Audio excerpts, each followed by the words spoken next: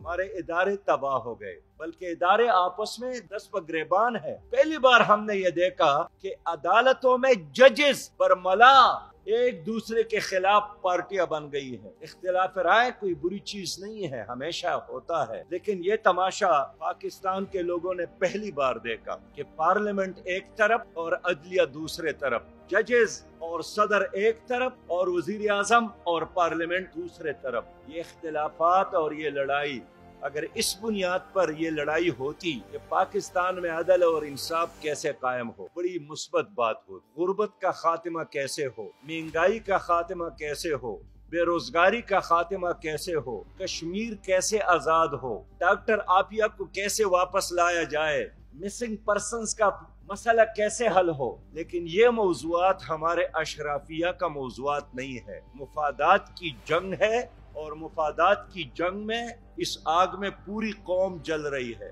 मैं इन तमाम सियासी जमातों को दावत देता हूँ कि अपनी जाती मुफादात को छोड़ने का वक्त आया है। अब कौम के बारे में, मुल्क के बारे में सोचने की जरूरत है। ये कौम एक हादसे की तरफ आगे बढ़ रहा है और अब मसाइल का इलाज किसी के पास नहीं है।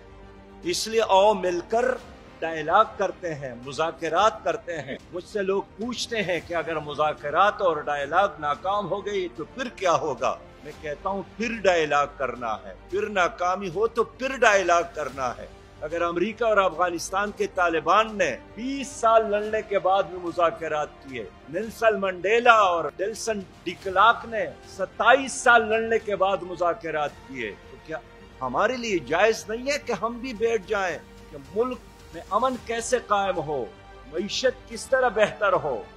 हम ये भी कहते हैं कि आपके साथ इतना वक्त भी नहीं है, और 77 में भी लोगों ने डायलॉग नहीं किया, मार्शल लॉ आया। 97 में भी पीपल्स पार्टी और मुस्लिम लीग ने मुज़ाकरात नहीं किए, मार्शल लॉ आया।